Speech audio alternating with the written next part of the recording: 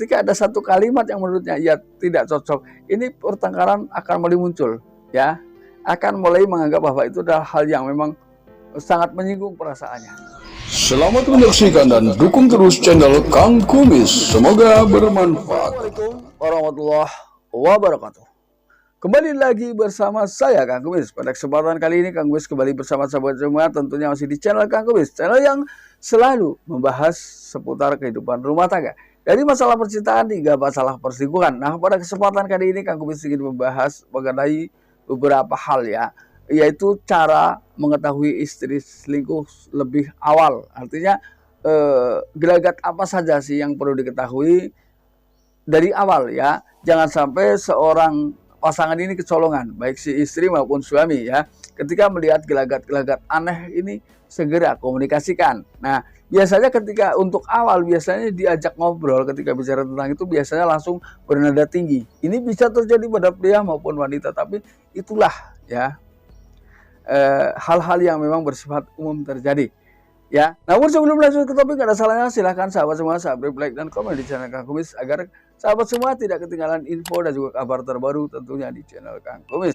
Yang pertama adalah bagaimana sih cara memahami tentang perubahan perilaku yang terjadi pada pasangan ketika ia diam-diam memang sudah punya selingkuhan, atau pada saat seseorang ini baru mengawali hal tersebut, ya. Biasanya hal yang harus kita perhatikan adalah dari sisi komunikasinya, ya, emosional komunikasi.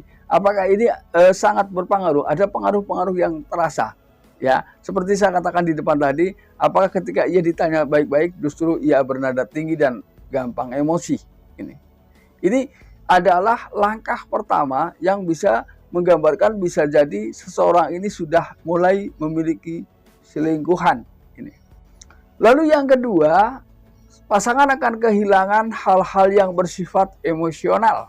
Artinya bisa jadi Anda tidak lagi melihat senyum manis di depan pasangan atau yang dilakukan pasangan. Nah, secara emosional ini berkurang.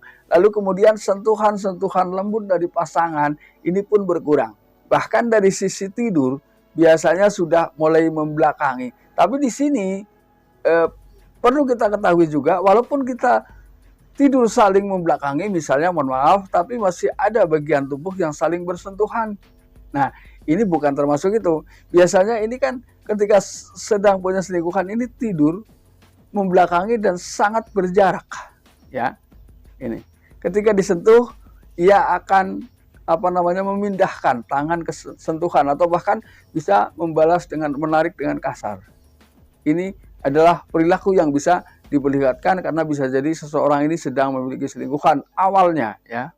Lalu yang ketiga, apakah ada penampilan-penampilan yang berubah namun bukan untuk Anda, ya. Ini kan bisa dibedakan, ya. Jadi ketika dia, ya, tiba-tiba saja bersolek pada saat berpergian, bisa jadi memang perselingkuhan yang terjadi ini dengan orang yang agak jauh. Namun ketika setiap hari ia bersolek, tapi dengan jujur, secara diam-diam dia merasa bahwa itu bukan untuk suami, atau di jam-jam tertentu. Nah, di jam-jam tertentu ini biasanya karena menunggu seseorang ini lewat depan rumah, bisa jadi ini. Bisa jadi karena dia punya maksud tertentu. Namun ketika apa yang dilakukan oleh istri misalnya bersolek, tapi ini dilakukan dari awal Anda menikah dengan pasangan Anda, itu juga tidak tergolong selingkuh walaupun bersolek, tapi kan bukan suatu perubahan, tapi itu adalah sebuah kebiasaan dari awal. Lalu kemudian yang keempat adalah tidak fokus. Tidak fokus ini bisa jadi dalam pekerjaan, ya.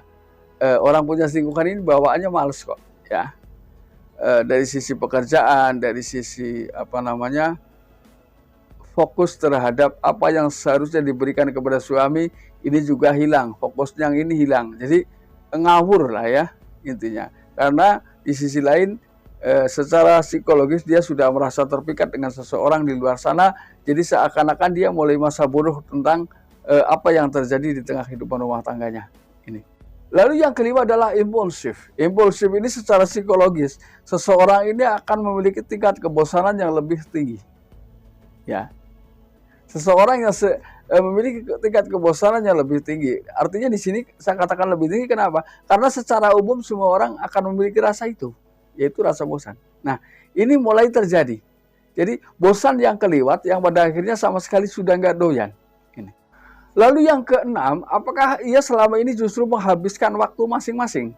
Ya, si suami menghabiskan waktu di luar sana, ya, tanpa bisa memanage waktu dengan baik, kapan untuk keluar rumah, untuk bersama keluarga, si istri pun demikian. Nah, ketika sudah tidak ada kontrol satu sama lain, maka keharmonisan secara hakiki ini akan hilang. Keharmonisan secara batiniah ini akan hilang karena mereka sudah sibuk masing-masing. Nah, ini banyak terjadi. Bisa jadi ini karena selingkuh, juga bisa jadi juga karena enggak. Tapi karena sudah fokus dengan kesibukan masing-masing, apapun alasannya keluarga menjadi kurang harmonis. Lalu yang ketujuh, apakah Anda merasakan mulai ada sering kesalahpahaman? Jadi sering timbul pertengkaran-pertengkaran kecil di tengah kehidupan rumah tangga. Walaupun misalnya awalnya bicara baik-baik saja, santai, rileks ya. Namun ketika ada satu kalimat yang menurutnya ia tidak cocok, ini pertengkaran akan mulai muncul ya. Akan mulai menganggap bahwa itu adalah hal yang memang sangat menyinggung perasaannya. Karena orang ketika memiliki selingkuhan ini ada rasa gampang tersinggung ya. Lalu yang kedelapan, apakah ia mulai sensitif? Artinya apapun yang Anda perlakukan baik sekalipun ya, misalnya, tapi rasa curiga terhadap pasangan ini akan selalu ada, karena itu adalah bentuk sensitif yang ia rasakan. Jadi misalnya pasangan gak ngapa-ngapain, tapi dianggap menurutnya ia sedang mengawasi, ia merasa lebih diikat, ya, merasa lebih tidak diberi kebebasan. Ini biasanya ketika seseorang sedang menjalani perselingkuhan, itulah sifat dan perasaan yang akan muncul pada dirinya. Ya. Lalu kemudian yang kesembilan adalah dia mulai aktif di media sosial. Nah, ini aktif di media sosial ini biasanya bergeser dari media sosial yang biasa ia pegang atau yang biasa ia geluti. Ini akan bergeser dalam artian mencari sistem yang lebih aman menurutnya. Nah, apakah diam-diam Anda bisa memperhatikan bahwa pasangan Anda sedang melakukan 9 hal itu? Ya, jadi paling enggak tidak semuanya, ya. Tapi salah satu dari itu sering dilakukan.